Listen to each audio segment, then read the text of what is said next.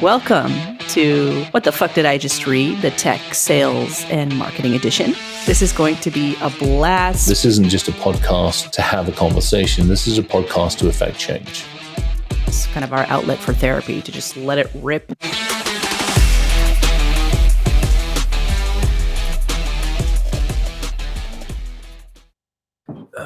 All right, we are back with another episode of What the Fuck Did I Just Read? I am your co-host, Danny Wolf. And I am your willing cohort, Chris Roberts.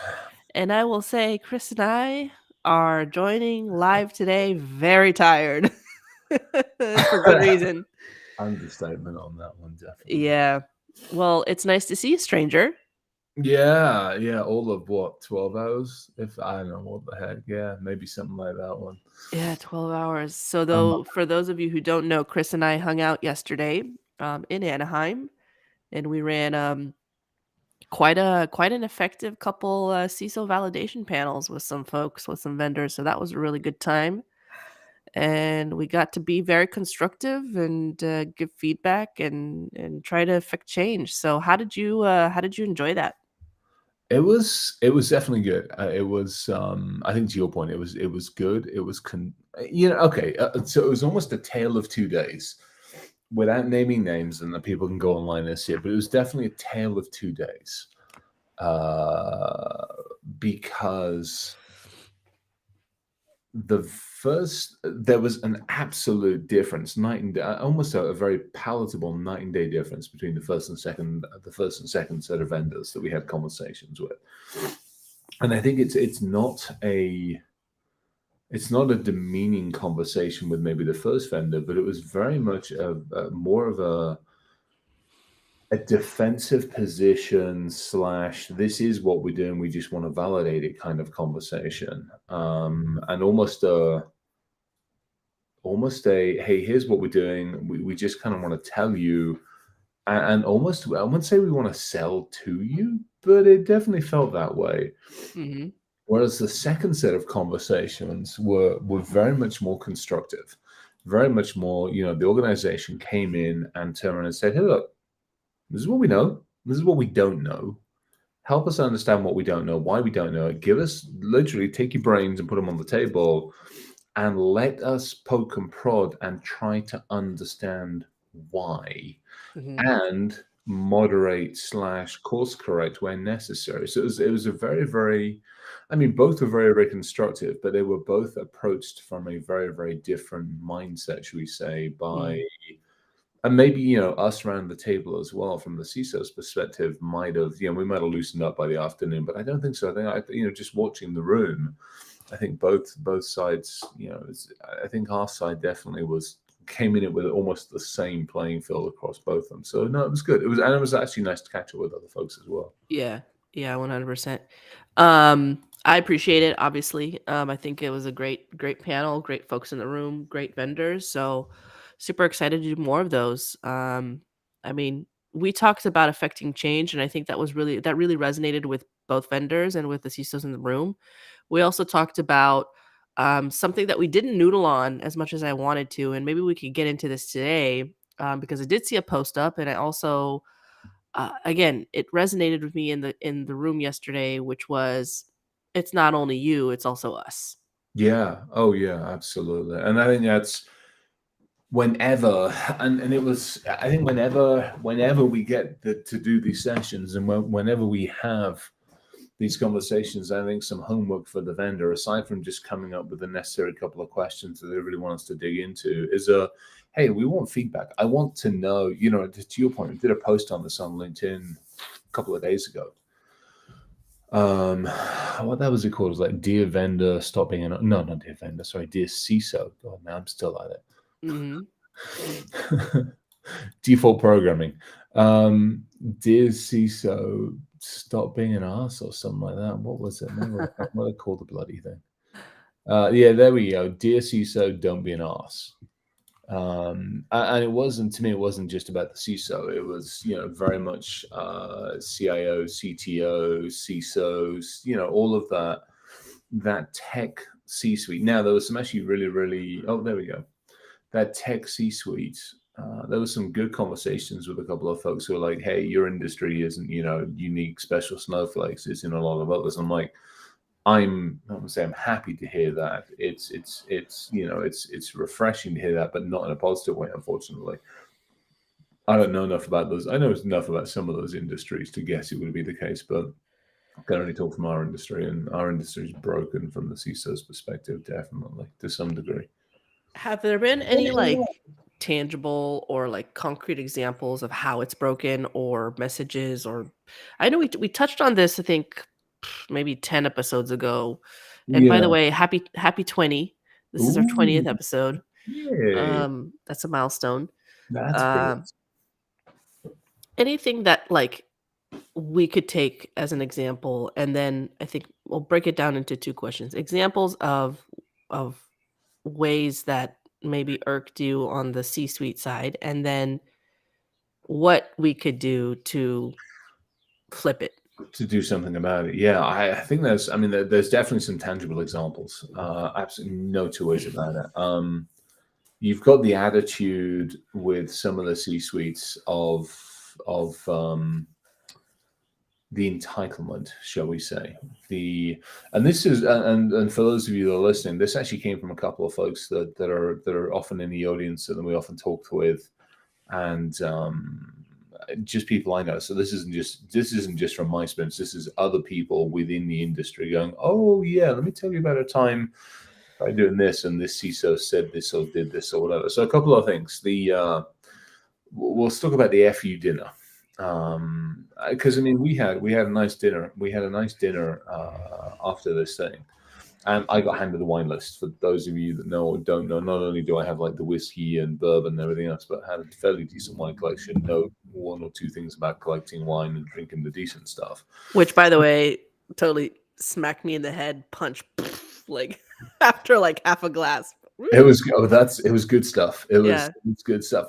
But I mean, so standard wine list in a very nice restaurant. It goes from, if you're lucky, you can find a couple of decent models at like the 50, 60 mark, and they just go up from there. Some of the higher end restaurants finish at the 200 to 300 mark. Some of them go 6, 7, 800 and above. There are a couple of places around here that I've gone to every now and again that are, a couple of thousand for a bottle. And some of it's worth it. I would argue some of it's actually worth it. But here's where I think it frustrates the heck out of me. And I saw it at one time in a different location as well. And basically, the CISO was a CIO in this case, if I remember rightly. The CIO in this case got invited out by an organization that was already doing business with them. So this was a relationship that was happening. So this is a perfect example. This is the stuff that you and I again were doing yesterday. You'd asked me to come out. I'd come out, and I'm humbled by it. I appreciate the fact that I'm coming out, as opposed to taking that entitled view, which is like, oh, you're bringing me out to go and spew my thoughts across the table, and I'm going to make you pay for dinner. And that is where the challenge comes in, because in this particular case, the vendor took one of their clients out for dinner, and they knew about it beforehand, because I got the whispering in the ear beforehand going, "Oh, this is going to suck. It's going to be basically a fuck you dinner," which is, we're going out, and they did what they said. They ordered some of the most expensive wine on the menu. Mm-hmm. And they didn't finish their food, and they ordered some of the most expensive food on the menu. To me, that's an asshole move. Yeah. That's an absolute awesome move. I think the wine that we ordered yesterday was 77. 77. There we go. Yeah. And that's how I look at things. I'm like, okay, lowest is 50 something, highest is in 200. Let's try to keep it under 100 and still get a decent quality bottle of wine. I don't feel bad about that, because that bottle in a shop is still going to be 45, 50 bucks. Yeah.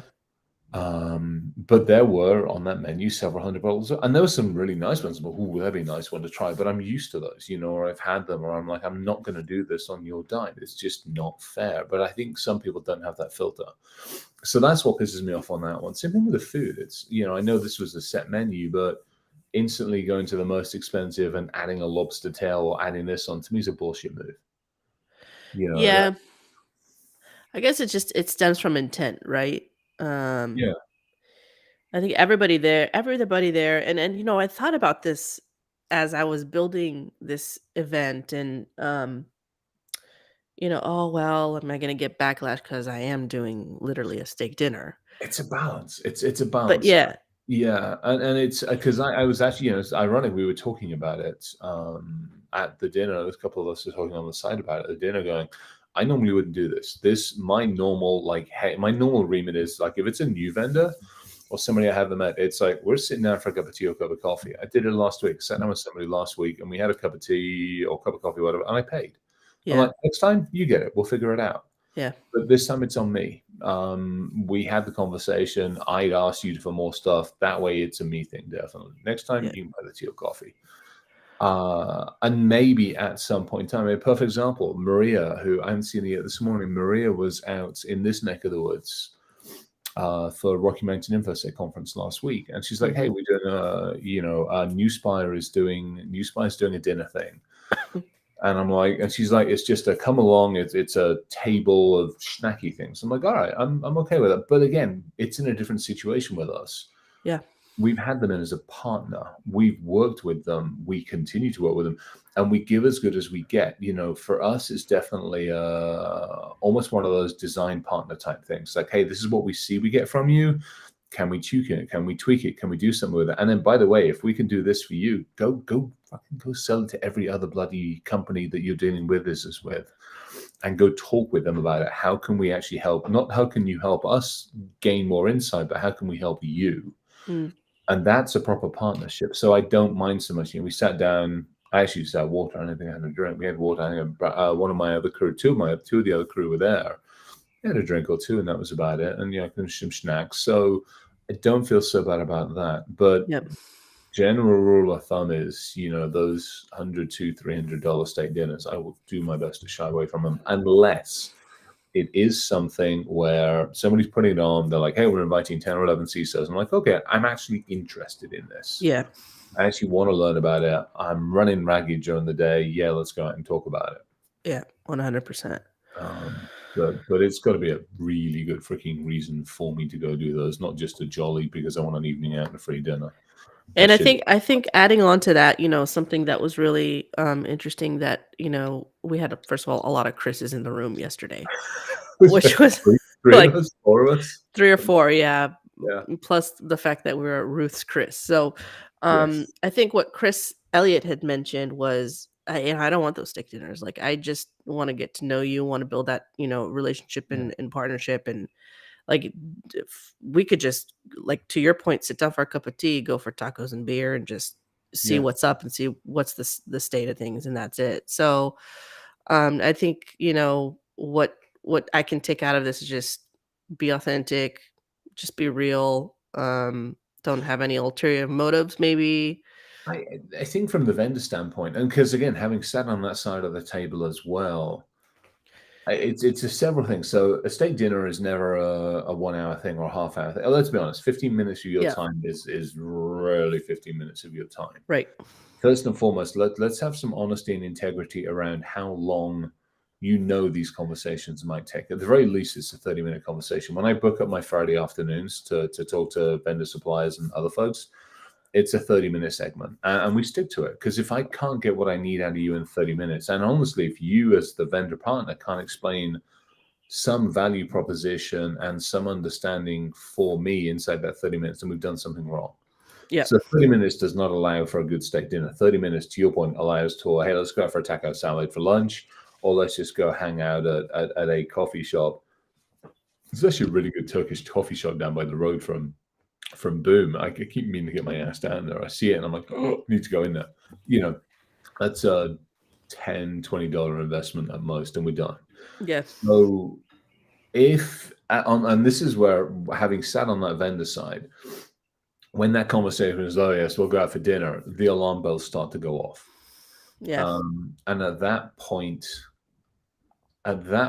especially, and Ali just said something, if you're coming to the finish line, maybe a slightly different conversation as a, hey, thanks for all the work and time and effort.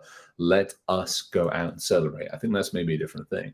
yeah. But if it's hey, let me woo you, or in the CISO side, if it's you need to woo me, that's an alarm bells thing for me. Adding on to that, I think just, being open to providing feedback instead of just, like, straight up, let's just put our hands up, don't even talk to me, I think is also a disservice to the vendor side.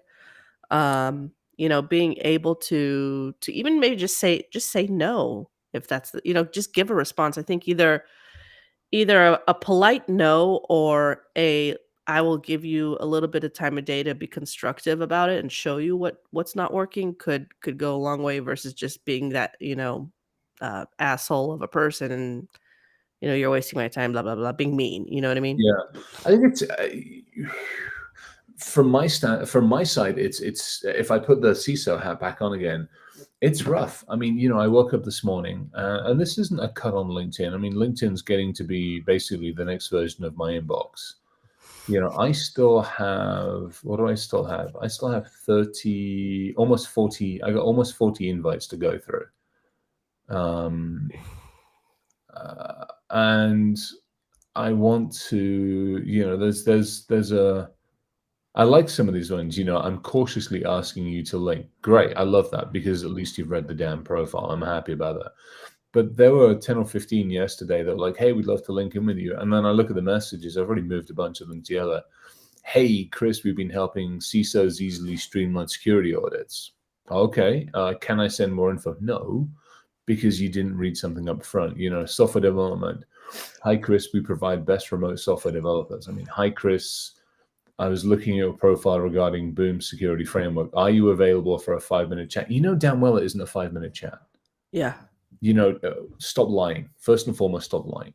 Yeah. It isn't 5 minutes. You might want to catch my eye because it's like, oh, it's only 5 minutes. Well, it isn't 5, and we all know it's not over 5 minutes. Let's talk about LinkedIn relationships. Ooh, yeah. Let's talk about it because we drill down to the spam inbox on your email. Yeah. Let's talk about LinkedIn etiquette. We broke down I think it was 1 or 2 episodes ago, we broke down a good, LinkedIn InMail that came in to you. Oh, yeah. But let's talk about maintaining a LinkedIn relationship with you. What does that look like? High level. I'm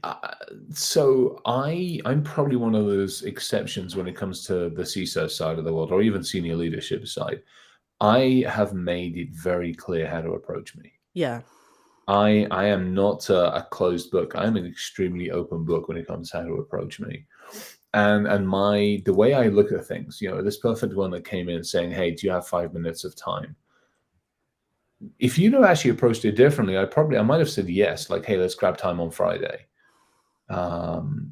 But the fact you didn't spend 5 minutes just looking even at my profile and going, you've only got to look at my setting profile. This isn't bloody rocket science. I mean, I pretty much, so what the hell do I say on my profile? Where is it?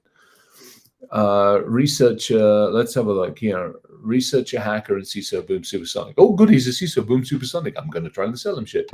Please, and the next sentence, which is on the sodding profile, please remember rule number 1, do not act incautiously when confronting small, bold, wrinkly, smiling men. 1, I'm not small, but 2, I'm getting bold, and 3, I'm a smiley, wrinkly old man. Y'all might want to do a little research on this one. Mm-hmm. And then I've made it I've got it on my flipping featured posts. Mm-hmm. I talk about speaking stuff. I talk about why coming. I talk about why care. I talk about, the value of time and a bunch of other stuff on there. I've made it very, very clear. Hey, do some research. For crying out loud, the podcast is on there, for goodness sakes. Although I didn't put one on for this week, so I totally screwed up. So I apologize. No worries. We have a good group in. Yeah. So for me, I've made it relatively, good grief alive. You just got to Google my name, for crying out loud, and read the damn research and the stuff behind it. So, but even without that, even if that aside, like somebody just said on here, LinkedIn's making it difficult to join these days. There are a lot of very nice Asian ladies who continue to want to connect with me because I'm interesting and like the look of my profile, apparently. So it's all very nice to see all those bots and just off them to the side. Or if they're humans, unfortunately, for the most point, typically those are what we would like to call a watering hole attack, which is where you go like, "Hi, you're wonderful, you're a mate. Let's go talk on WhatsApp," and then it just goes downhill from there, unfortunately. So yeah, beware of those scams inside of the world.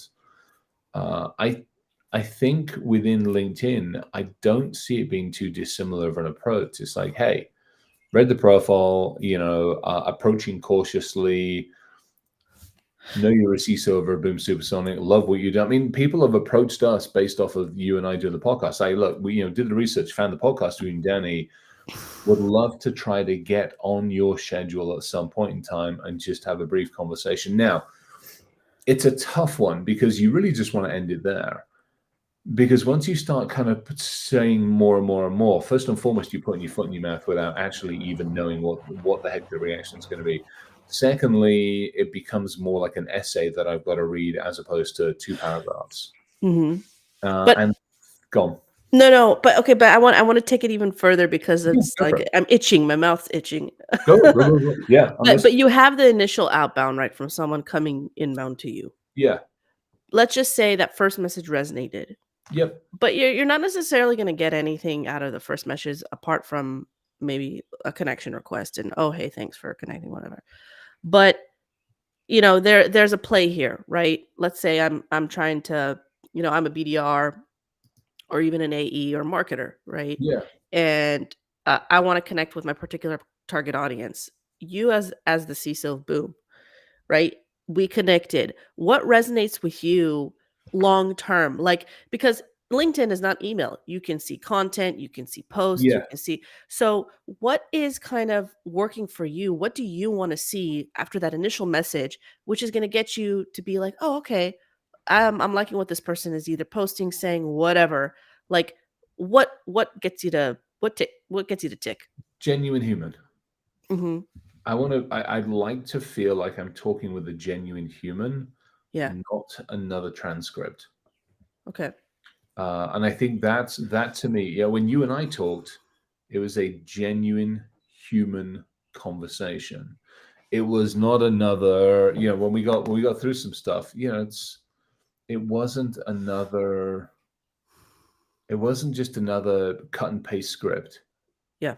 Hey, I am here. I see this. I am wanting to send you this. Would you be in? No, don't do that to me. Hey, how's it going? How's the weather over in Colorado? Soggy here in this neck of the woods. Would love to catch up for 15 minutes, lament on the state of the weather, and possibly even discuss cybersecurity. Fucking perfect. Mm-hmm. You've taken those extra 30 seconds to do a little bit of research and realize that Colorado is basically nothing more than a tornado alley swamp at the moment. And that maybe there's a level of sarcastic humor on both sides of the fence. I think that's one of them. Okay. The generic, and again, don't get me wrong, this is tough because, yeah, there we go. Exactly.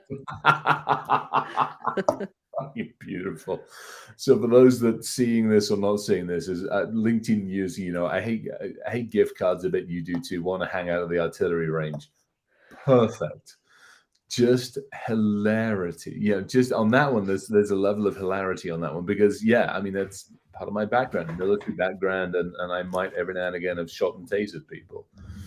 I'm Just gonna push you even more. No, go for it. Actually, I just saw Justin's. Actually, the vulgarity one's an interesting one. You gotta be really bloody careful because if you don't come from my neck of the woods and you stop trying to drop, you try to drop a bloody hell in there or something like that, and it's in the wrong place, I'm more likely to be like, "Oh, vey, somebody's over trying at that point."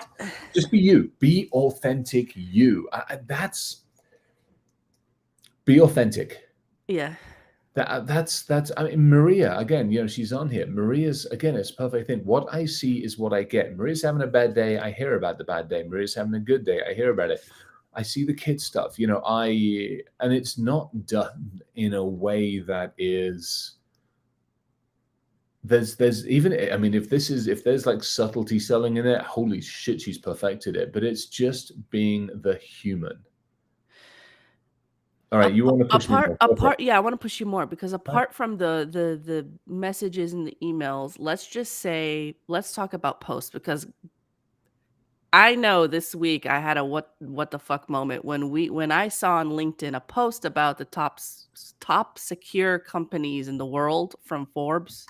No, I hadn't seen that That one. was a big WTF moment. I think a lot on the call here would agree.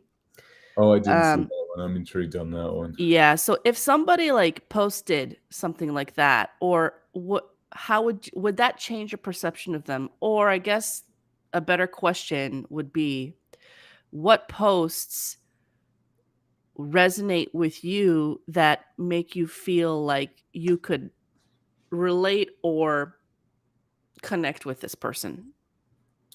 I think it's somebody, because I'll look through LinkedIn posts. If somebody's connecting, very honestly, I'll look through. I mean, let's pick one of the ones at the moment. So Like what helps you? Let's just say it. What helps you? I think what helps me is having somebody who has interacted on LinkedIn. So, a perfect one on this one is, so there's we'll kind of half name names. Veronica hit me up, and it was partly about one of the posts I put out, because I put a post out there talking about, whether you get paid, don't get paid for being for going to conferences, and I actually broke down how much money I spend out of pocket on conferences. Versus, I think there's so many people like, oh, he gets paid all the time to go over here. Well, no, he does not, and that's part of an imposter syndrome thing. But Veronica hit me up. She said, "Hey, your post about speaking engagements made me feel like I'm not alone. I love that you touched on imposter syndrome. Sometimes I feel like, why am I being asked to know someone like you who's experiencing it? It makes me realize this is normal and I'm enough." I mean, you want to talk about somebody who's just like opened up and said, "Hey, thanks." Thanks for actually making this human. Now, you look at this person and, I just click on a profile, which takes all of 2 seconds. And you can see that there's interaction online. You can see there's activity. You can see that there's a conversation. You can see that and the interactions are positive. It's not somebody berating others in the industry. It's somebody, as a perfect example. 6 months ago, I applied for a chief of staff role within da-da-da, and I did this. This is somebody who's being a human online and trying to help others. Here's me, here's my life, here's my experience. Here's what I've done well. Here's where I've tripped over. Here's the good things, the bad things. Here's stuff I want to share with the community. So it's almost like a speaker's corner. It's almost like you're using this platform to try to help others. You're not just to self-efface and not just reposts. I don't mind some reposts, but oh my gosh, I hate so many of these reposts. It's like you just I see it, and I challenge people who repost my stuff. I'm like, I don't mind you reposting. I appreciate it. I don't get benefit from it, but I appreciate it. But what I would love is, I want your insights on it as well.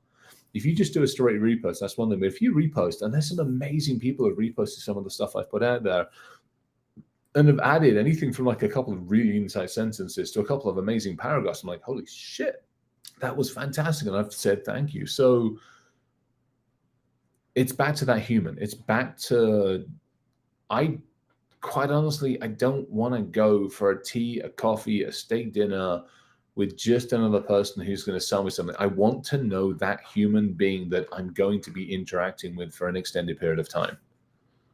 Got you. What insights are you looking for right now? Is that a clear question? I don't know. Like you said, I'm looking for insights. Yeah, and I think maybe that is a question. It's like, hey, what do you, we're halfway to 2023. Obviously, as a CISO, your priorities were set before 2023 rolled around. What's still on the plate? What's changed? And anything we can help with. That in itself is a very open-ended and very positive question. It's not making an assumption that I have budget. I've got some. It's not making an assumption that I got my shit together, which kind of have some. It's not telling me that your product's going to solve it. It's like, hey, how's 23 going? Apart from the fact you're in Colorado and you're up to your ankles in rainwater and tornadoes, how's 23 going? How are the projects going? What have you got on your plate left for 23? That anything we can help with? How's 24 shaping up? Anything we can help you from an insights on 24. So to your point, the insights is a good one. It's, I know enough to know what I know, but I also know to rely on, to Tara, to Brad, to Justin, to Charles, to Jeff and John, and all the folks on the team to go, what are you seeing? I look at the leadership team. I look at the advisory board into the board of directors. I look at everybody else and go, what are you seeing? Where are we? Where's the industry trends going? Now, industry trends are another one. It's useful to know what's going on, but don't send me a link to a freaking paywall, not even a paywall, to a barrier. Don't go, hey, There's a paywall in some regard.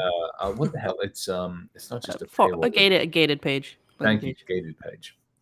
I don't want to have to sign up for your insights on 2023 or 2024. I'm happy for you to shoot some over. What was it we talked about yesterday with regards to gating technical content? It was, I think it was Quincy who said something. Oh Or God. like, or Quincy. Oh, I know what it was. Yeah. Okay, so this is actually a really good topic. We were talking about cloud. The second partner vendor people that came in, it was all with reference to identity management in the cloud. Now, a lot of us have obviously been with the cloud since it bloody started. Hey, Miriam, good luck with the client call. Take care of you. The cloud, and it was basically they were going off about, we do this in the cloud. I'm like, take a step back. First and foremost, get rid of the acronyms. Let's actually talk in a language that not only I can understand, but my mother can bloody understand. But secondly, more importantly, you're making an assumption that your audience is educated on everything in the cloud. We're not. We know enough to be dangerous. We know enough to know what we do know and probably what we don't know. We don't know everything. We're probably missing a whole bunch of stuff.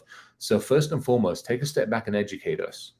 When you first start in this industry, you learn this wonderful thing called the OSI model and how it simplifies the layers of communication, everything from basically the hardware machine layer stuff, the shit that actually makes the internet work, all the way up to the stuff that we see on the screen. There's layers in between. Now, the OSI model simplifies it. It says, hey, there's 7 layers, here they are, and they're nicely arranged. Now, when we actually look at applications and systems and networks, it's a complete shit show. There's other, but it breaks it down so it's understandable and digestible.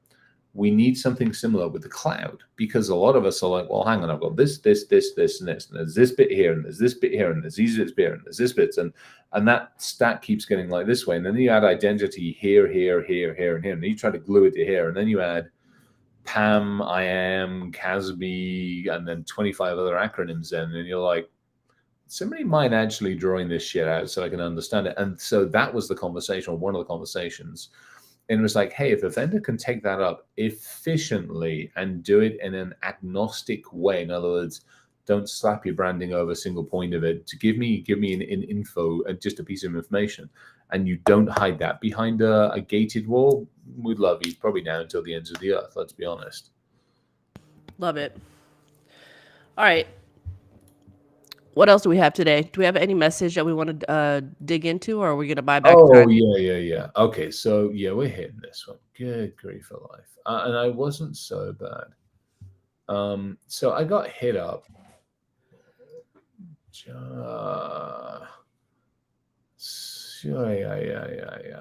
Social media marketing manager. Oh, I forgot to get one of those. Gosh darn it. I forgot to bring them. Okay, so this one hit me up, and I'm like, you're killing me. Like, this was just so. Joycelyn hit me up, LinkedIn hit me up about a month or two ago, and just, it was, hey, thanks for connecting. Great, yeah. April. What are we in? April, May, June. So 2 months ago. Hi, Chris. Good day to you. Thanks for connecting. Hey, thanks. Welcome to the madness. My pleasure. How are you? Causing chaos in the world this morning at RSA. It's kind of my default answer. And I got, no way. And that was back in April. Okay, so Ned didn't hear anything. And then yesterday afternoon, I'm from insert company. I hope I'm not catching you at a bad time. The reason for my reach out today is to tell you about an exciting event coming up this August called Black Hat 2023. Don't do this. Do I want to read any more? I feel like I'm about to get. I feel at this point I'm like, I'm going off the edge of the cliff. Black Hat 2023 is one of the most anticipated cybersecurity conferences of the year, bringing together top experts and professionals. We have an amazing lineup of sessions and activities, and one of the highlights is the Black Hat training courses. So, okay, first and foremost, and we'll get to this next paragraph. This training will enhance your individual skill sets and benefit your company as a whole.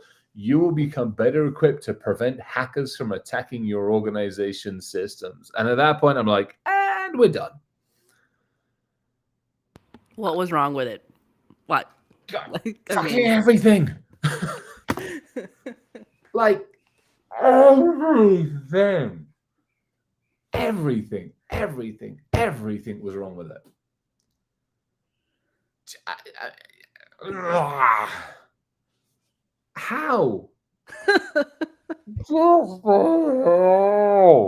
How?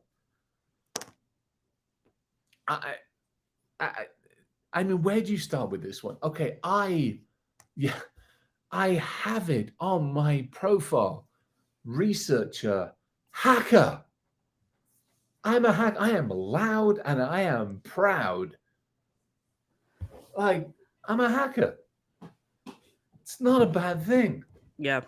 Don't freaking blame us for shit. Hmm. First and foremost, I mean, you're working for a security company and you're blaming hackers. Y'all might want to look at your leadership team. They were probably hackers as well. So first and foremost, you just blamed our own industry for being the worst people that are out there that we're attacking. So that one's like the red flag to the bull. Secondly, introducing me to Black Hat. There we go. Perfect from Ali. Yeah. Hey, Chris, see me going to Black Hat, or even have the fun. We call it summer camp. Let's face it. It's pretty much a summer camp. Hey, are you heading out to summer camp this year? Or the madness out in Vegas this year? Just make light of the darn thing. Yeah. Want to grab a cup of. Now, here's the only challenge to Ali. Here's the only challenge on setting up any meetings out at Black Hat. Definitely, it's kind of like RSA. That it's a lunatic asylum out there. It is an absolute lunatic asylum. So there are a couple of things for anybody that's listening in on this one. If you're approaching leadership folks and go, hey, you want to grab a time for a cup of tea or a cup of coffee, it's really tough. I haven't fully set my schedule up for Black Hat. I mean, you and I are going to probably end up catching up for a bit of Black Hat or DEF CON, I should say, whatever. I know I've got some talk stuff I've got to do. I also know that I've got the Tinkerer stuff I've got to do. I've also committed to helping out with the field places. I've got my team of going out there. So guess who's playing mother hen to some degree? I want to show them around and introduce them. I mean, Justin's running. He runs the car hacking village. We've got the aviation village I want to spend some time at. So my time out there is, a spaghetti mess already of conflicting calendars. So it's really tough for me. So in some ways, the hey, you want to grab a cup of tea resonates, but in other ways, it actually doesn't, because that, unlike that in RSA, it overstresses me sometimes, because again, you're having to bounce between three or four, 5 hotels. Then if somebody doesn't want to be anywhere near the strip, they'll go find somewhere 10 minutes walk away. And I'm like, motherfucker, I'm here and I got to walk down there in the middle of the 120-degree heat. I just don't want to do that. It's a real tough one. So this one, Black Hat, DEF CON, B-sides, all are a little harder to approach. And also the other thing, let's be very honest. I mean, your event in an evening is one of 10, 15 other events that are going to go on. And so stick your head into our event is a pain in the ass, because I actually in the evening want to unwind and relax. I don't want to then spend the rest of my night going between 4 different bloody events because I feel obliged to, because I said yes to people, because imposter syndrome and everything else. Yeah. That's an interesting topic, is like what a good event looks like for you. And like what resonates with you. And I mean, we talked about this, with the RSA stuff, and we talked about buzzword bingo. We talked about all this stuff, which, by the way, shameless plug, actually not so shameless plug. We did, George and I did a RSA conference, messaging analysis, which is coming out very soon, folks. It'd be interesting though to understand what resonates with you from an event's like an offsite standpoint, right? Like, what are you doing? What does your schedule look like? Like, what helps you there? You talk about the tinker stuff, unwinding, insight, learning, anything that's kind of like helping you out at those events. We don't have to touch on that today. We could obviously let's do that as an episode. I think yeah, that's a really good 100%. as we lead up to DEF CON. Let's touch on that. What does for anybody in a leadership experience, what is a good experience for that individual look like? Yeah. I mean, RSA, and again, I think we'll touch on that one. I think let's do that as an episode. I like that. 100%. Yeah, because, like you said, there's just so much going on, and there's so much offsite going on, and these, vendors are, doubling down on lobbies and bars and Yeah. cocktail parties and all, even like, panels and There's too everything. much of it. I mean, there's almost too much of it. You know, I love the whiskey and dynamite thing. Actually, we have DEF CON shoot, or we used to. I haven't even done it in a couple of years. We used to do DEF CON shoot, which was great. It actually happened before we started in DEF CON on Black. It was a good way to blow off steam, basically shooting whatever the weaponry you had into the side of a hill at high velocity. Yeah. But even that was fraught, shall we say, because it was a hour drive outside of Vegas. It was in the middle of a fucking desert in the hottest time of the day. So, you know, let's face it, I'm bright white and I fry at the sight of the sun. Kind of like half us in the tech world. And yet you're out there in the blazing heat with your weaponry in the dust. And yeah, no, it's there's pluses and minuses. Yeah. Yeah, let's tackle that one. That should be a good topic for us. Yeah. I think back to this one though. I want to go back to the messages. Yep. You know, this Kelly hit me up. She's actually out at another one of the security companies I used to work for, and I think this is a nice one because it started off as a human thing. It was like, hey, I like your. I appreciate what it takes to be a speaker. I appreciate your post about what it takes to be a speaker. It was done nicely. It wasn't. It wasn't slimy, smarmy, or anything like that. It wasn't. There was no creepy thing about it. It was actually nice. Like, hey, I appreciate what you did. Thank you. And I appreciate that somebody says that. It takes time to write that shit. And I actually do appreciate it. Laid out a case. Hey, I'm program chatter for ISSA in my neck of the woods. This is what we're up to. This is what we're doing. Love the idea on this. Hey, any chance you want to come along and hang out and talk?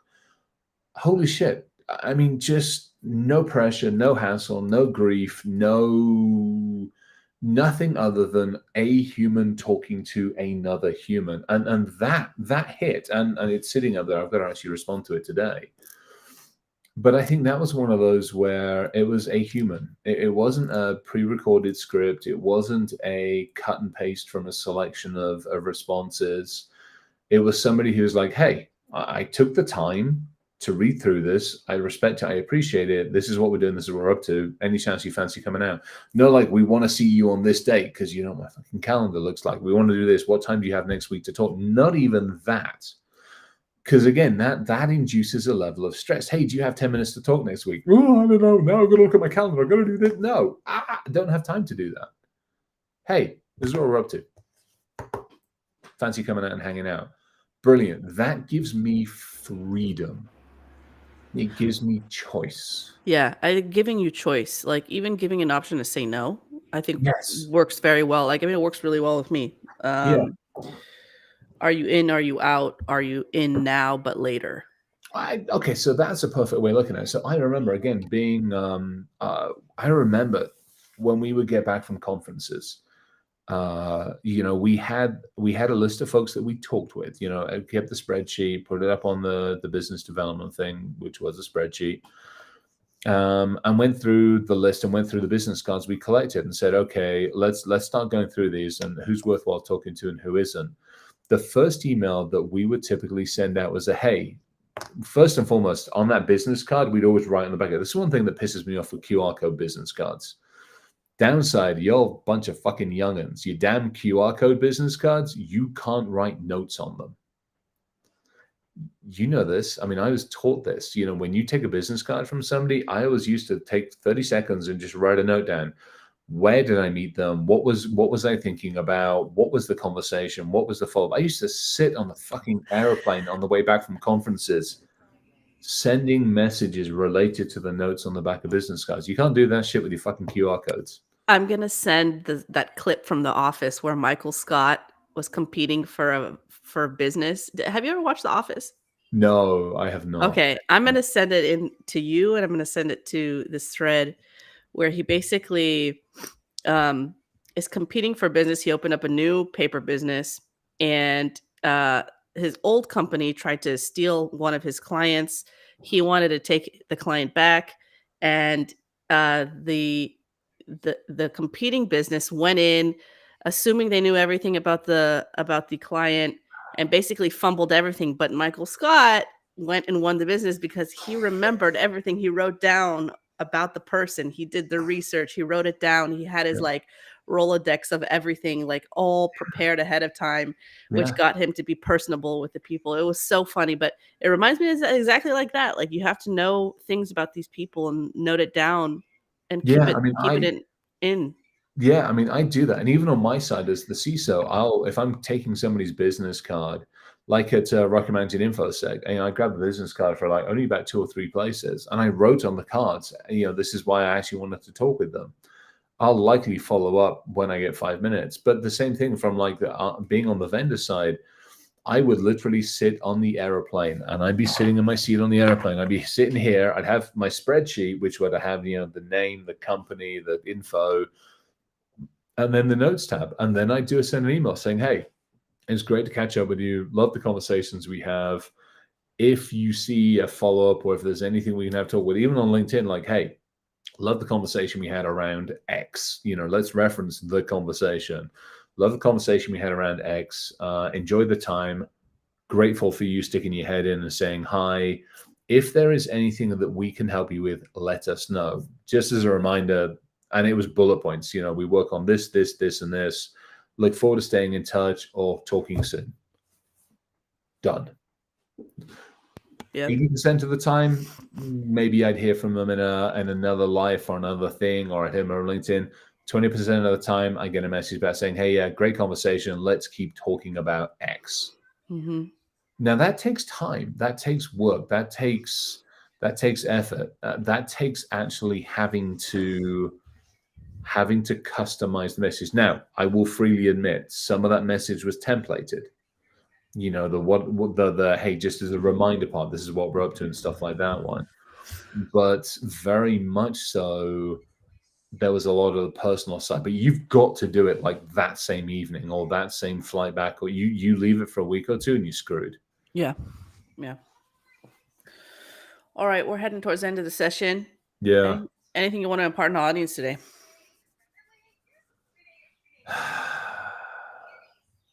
It's hard. It's hard to approach anybody on the tech side. It's even harder to take the extra 5 minutes to learn about your target because it flies in the face of conventional wisdom, which is spray and pray, no matter which way you look at it. But taking those extra few minutes pays dividends in the long run. No two ways about it. We get so much stuff that's automated, that's spewed out of a development, sales, marketing, internet says do this right, that so many of us see straight through it. And so taking that extra minute or two to add a couple of sentences relating directly to that person that you're talking with will pay off. Instead of getting a 2% response, you get a 10% response at the very best, let's just say. Nothing's perfect, but you will get a better level of response. And I think that opens it. That makes you a human, and you stand out as a human in a world of digital autonomous systems these days. So I think that's it. Be more authentic and be more human. Yeah, and I just add on to that. Context is key for sure, and having a level of vulnerability plays in your favor. Yeah. I mean, I don't need to come with the starving kids that need the school feed, but at least Right. I need to be a bloody human about things. Yeah. 100%. All right. Well, this has been a pleasure. Yeah. It sounds like there's a madness going on. 3 Great Danes are running around the place and eating the contractors at the house at the moment, which should not be a bad thing. Oh my goodness. How are they doing, by the way?